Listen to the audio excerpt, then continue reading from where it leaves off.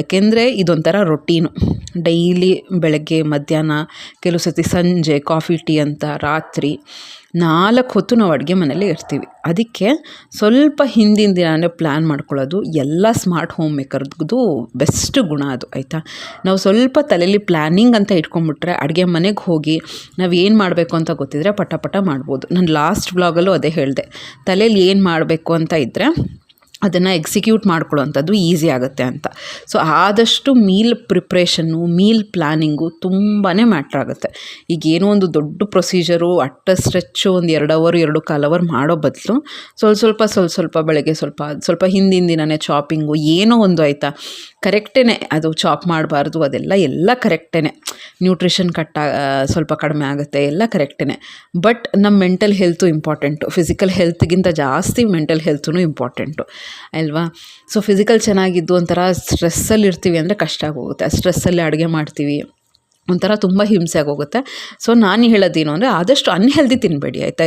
ಮಿಕ್ಕಿರೋದು ಪಕ್ಕಿರೋದು ಎಲ್ಲ ಫ್ರಿಡ್ಜಲ್ಲಿಟ್ಟು ಆ ಥರ ಎಲ್ಲ ಮಾಡೋಕ್ಕೆ ಹೋಗ್ಬಿಡಿ. ಬೆಳಗ್ಗೆ ಅಡುಗೆ ಮಾಡಿಬಿಡ್ತೀವಿ, ರಾತ್ರಿ ಕಟ್ ಮಾಡ್ಕೊಳ್ತೀವಿ, ಅಥವಾ ಸಂಜೆಗೆ ಏನೋ ಬೇಕು ಮಧ್ಯಾಹ್ನನೇ ಎಲ್ಲ ಚಾಪ್ ಮಾಡಿ ಇಟ್ಕೊಳ್ತೀವಿ. ಆ ಥರ ಎಲ್ಲ ಓಕೆ ಅಂತಲೇ ಅನಿಸುತ್ತೆ ನನ್ನ ಪ್ರಕಾರ.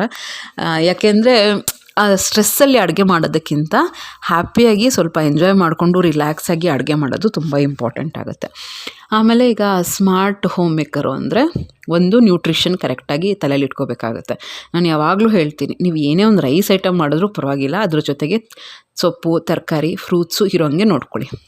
ನೀವು ಕಷ್ಟಪಟ್ಟು ಪಲ್ಯನೇ ಮಾಡಬೇಕು ಅಂತ ಏನಿಲ್ಲ, ಆಯಿತಾ. ನೀವು ಸ್ಮಾರ್ಟಾಗಿದ್ದರೆ ಆದಷ್ಟು ಅವ್ರಿಗೆ ನಿಧಾನಕ್ಕೆ, ಮಕ್ಕಳಿಗೆ ಸ್ಪೆಷಲಿ ಕ್ಯಾರೆಟ್ ತಿನ್ನಿಸೋದು, ಬೀನ್ಸ್ ತಿನ್ನಿಸೋದು ಹಸಿಯಾಗಿ, ಆ ಥರ ಏನಾದರೂ ಒಂದು ಅಭ್ಯಾಸ ಮಾಡ್ತೀರಿ. ಫ್ರೂಟ್ಸ್ ತಿನ್ನೋದು, ಆಮೇಲೆ ಜಸ್ಟ್ ಬೇಯಿಸಿರೋವಂಥ ಕಾಳುಗಳನ್ನ ತಿನ್ನಿಸೋವಂಥದ್ದು, ಅದೆಲ್ಲ ತುಂಬ ಒಳ್ಳೆಯ ಅಭ್ಯಾಸ.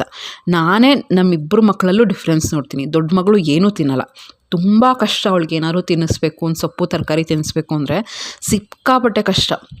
ಅವಳಿಗೇನು ಅಂದರೆ ಫುಲ್ ಫ್ಲೆಜ್ಡ್ ತರಕಾರಿ ಪಲ್ಯ ವಿತ್ ಎಲ್ಲ ಮಸಾಲೆ ಹಾಕಿಯೇ ಮಾಡಿಕೊಡ್ಬೇಕು, ಅದು ಸಿಕ್ಕಾಪಟ್ಟೆ ಕಷ್ಟ ಆಗಿಬಿಡುತ್ತೆ. ಬಟ್ ಚಿಕ್ಕವಳು, ನಂದು ಎಷ್ಟು ಪುಣ್ಯ ಅಂದರೆ, ನಾನು ಯಾವಾಗಲೂ ಚಿಕ್ಕವಳಿಗೆ ಅಂತ ಇರ್ತೀನಿ, ಅವಳು ತುಂಬ ಆಪೋಸಿಟು ದೊಡ್ಡವಳಿಗಿಂತ ಅಂತ. ಚಿಕ್ಕವಳು ತಿನ್ನೋ ವಿಷಯದಲ್ಲಿ ನೀವು ನಂಬಲ್ಲ, ಸುಮ್ಮನೆ ಒಂದು ಉಪ್ಪು ಸೊಪ್ಪು ಏನದು ತರಕಾರಿ ಬೇಯಿಸಿ ಕೊಟ್ಬಿಟ್ರೆ ಆರಾಮಾಗಿ ತಿನ್ಕೊಂಡ್ಬಿಡ್ತಾಳೆ. ಎಷ್ಟು ಹೆಲ್ದಿ ತಿಂತಾಳೆ ಗೊತ್ತಾ. ಕಾಳು, ಆಯಿತಾ, ಕಡಲೆಕಾಳು ಇರ್ಬೋದು, ಕಾಬೂಲಿ ಚೆನ್ನ ಇರ್ಬೋದು, ಏನೇ ಇರ್ಬೋದು, ಜಸ್ಟ್ ಉಪ್ಪನ್ನ ಹಾಕಿ ಬೇಯಿಸಿ ಕೊಟ್ಟರೆ ಇವನ್ ಕ್ಯಾರೆಟು, ಸೌತೆಕಾಯಿ, ಆ್ಯಪಲು ಎಷ್ಟು ಚೆನ್ನಾಗಿ ತಿಂತಾಳೆ ಗೊತ್ತಾ.